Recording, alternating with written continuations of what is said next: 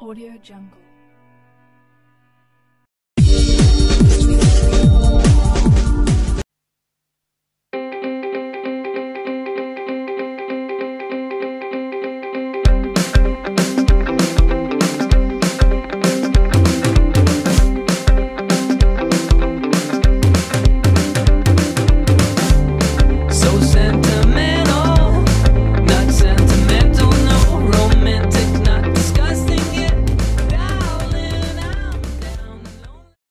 Salut les amis, l'Océanie pour les zéros, épisode 32, je suis à Espérance, voilà, un des bijoux en Australie.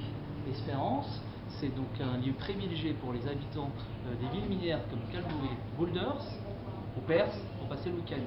On va enfin comprendre pourquoi Espérance et des plages paradisiaques. Voilà. Donc nous allons donc présenter directement en question, présenter directement Espérance avec une des personnes qui travaillent au bureau donc, de Visitor Center. Hello, how are you?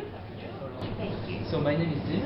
I do some video in Australia, everywhere in Australia. I have already done 7,000 clicks on YouTube. So I'm tourist everywhere in Australia, and I want to understand why Esperance is so famous everywhere in Australia. Because when you speak with Australian people, most of people say yes, from Southwest or Albany, and more people that say Esperance. So can you introduce me about Esperance? So how did you born here? Esperance is mostly famous for its beaches. So we've got Lucky Bay that will go to the Whitewood Beach in Australia. It's in Cape Green National Park just east of here. Yeah. And we also have the Great Ocean Drive with Twilight Beach that was voted Australia's best beach a few years ago. So people mostly come for the beaches. We have a lot more. We have a museum, nature reserves, we have beautiful islands, and there's through that to the island. Yes. There's lots of different things. Okay, so maybe did you know that Esperance is a French name? It's for the ships 3,000 years ago around. It's a boat just for exploration on the town. So it was two ships, the Esperance and the Cap Le Grand. Recherche. Espérance and Recherche were the two ships, and the anniversary is on Sunday. It's 220 years since the French ships arrived. So we've got a bit of a celebration out at Twilight Beach, and there's a special cruise that's going to go out to Observatory Island. So yeah, so if you want to visit some Esperance, it's possible. I heard about there is 101 island near the Esperance. There's 110 islands in the archipelago of the Recherche. Yeah. And there's a cruise that goes out to Woody Island in particular. So how much is it around? If I want backpackers, people want to visit the island, is around how much is it for the one-day trip? The half-day option is $120 per adult to go to Woody Island. And in the summer they also have full-day options and the ferry that goes straight to the island. Okay. So now direction to Cap Le Grand National Park, one of the best, most beautiful national park in Australia. I think there is around 5 or 6 national parks around Cap Le Grand, Cap Harry, Cap Le Grand and other national parks. But it's the time to go to Cap Le Grand and visit this park. So thank you very much for introducing this experience. So you can check on YouTube. There is I give you the address and so direction to National Park. Nous arrivons donc au premier point, Hellfire Bay, voilà, à ce Cap Le Grand National Park, voilà. Voilà une plage désertique, comme sur la plupart des plages de la côte ouest.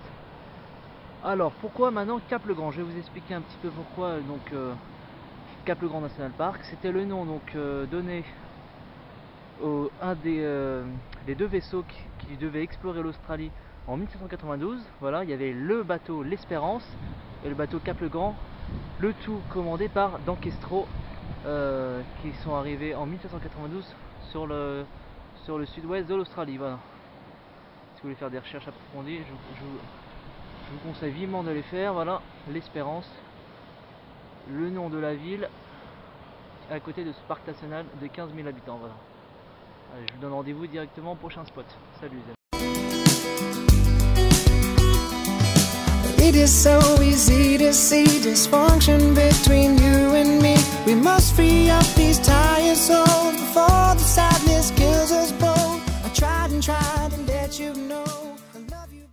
retrouverons donc au dernier lookout du Cap-le-Grand National Park, le Frenchman Creek Lookout. Ça sonne bien français tout ça, hein. Allez, une petite marge de 2 petites heures pour monter au lookout de Cap-le-Grand National Park. Voilà. Allez, je vous donne rendez-vous tout de suite en haut de la montagne, la petite colline, pour un point de vue sûrement exceptionnel.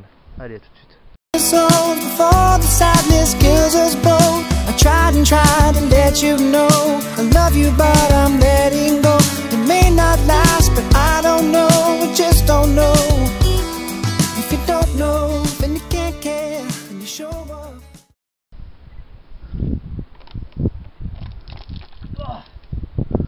Putain, j'ai fait de la connerie. Je suis venu en tongs, je suis venu pieds nus. Je suis vraiment abruti. Voilà, Frenchman Park Lookout View. Voilà donc tout le parc national. Bon là c'est un peu nuageux aujourd'hui, mais on peut voir donc le Cap-le-Grand National Park. Et si vous êtes courageux, vous pouvez aller plus loin au Cap Arid National Park. Malheureusement le road trip s'arrêtera là pour le Cap-le-Grand National Park. Il est exceptionnel, même si c'est nuageux, la plage reste turquoise, l'eau reste turquoise. Donc là c'est un peu... bref, je vais en Australie. Allez, je vous donne rendez-vous en bas pour une dernière petite vidéo. Allez, tout de suite les amis. Décidément, on n'a pas de chance aujourd'hui pour ce visite Cap-le-Grand National Park. Alors aujourd'hui, je vais vous introduire quelque chose d'important. Quand partir et quand choisir sa période en Australie. En effet, il faut éviter le temps, la pluie. Alors, je vais vous rappeler quelque chose. L'Australie est dans l'hémisphère sud. L'hémisphère sud, ça veut dire quoi?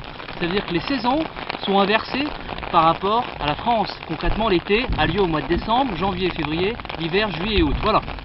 Alors, je vous rappelle les saisons dans toute l'Australie. Donc dans le New South Wales, c'est un climat plutôt tempéré. Dans Queensland, c'est 6 mois de saison sec, 6 mois de saison humide. Dans le Red Centre, dans le désert, c'est un climat semi-aride, donc tout le temps, on va dire, tout le temps chaud. Même si au mois de décembre c'est super chaud. À partir du tropique du Capricorne, donc là on arrive dans les saisons tropicales, voilà. Donc là les crocodiles, et il fait 6 mois de saison sec, 6 mois de saison humide, 6 mois de saison sec à partir de avril jusqu'à octobre, et l'inverse, novembre jusqu'à mars durant la saison humide. Et enfin dans le WA, dans le western australien, c'est plus un climat, on va dire, semi-aride dans les terres, tempéré sur le sud-ouest, et 6 mois de saison sec, 6 mois de saison humide au nord, voilà. Et enfin le sud, climat, on va dire climat plutôt à la française, quoi. Voilà, méditerranéen. Alors, concrètement, maintenant je vais vous dire deux critères importants pour l'Australie quand vous visitez ce pays. Un, éviter le monde. Alors le monde, c'est les vacances scolaires, éviter les vacances scolaires de décembre jusqu'à Noël, enfin jusqu'au 20 janvier, voilà. Les jours fériés, donc les jours fériés, je vous ai rappelé à l'épisode précédent, The Wave Rock, éviter les jours fériés. Et enfin, l'idéal pour voyager en Australie, éviter l'été, éviter l'hiver. Donc le mieux, mars, avril, mai, ou après l'hiver, septembre, octobre. L'idéal, vous commencez en Tasmanie mi-février pendant 15 jours, tout le mois de mars sur la côte est, tout le mois d'avril le Red Centre et le nord, le mois de mai la côte ouest, et enfin le mois d'octobre, on va dire, début de l'été, le sud, voilà. Voilà, donc je vais maintenant faire une dédicace à mon frère pour ses 24 ans qui a eu lieu hier, et à tous les Visa Working Holiday qui me suivent depuis le début, voilà. Bon, même si c'est pas l'idéal, le road trip continue. Allez, salut les amis, rendez-vous à Kalgoorlie Boulder et les mines, salut les amis.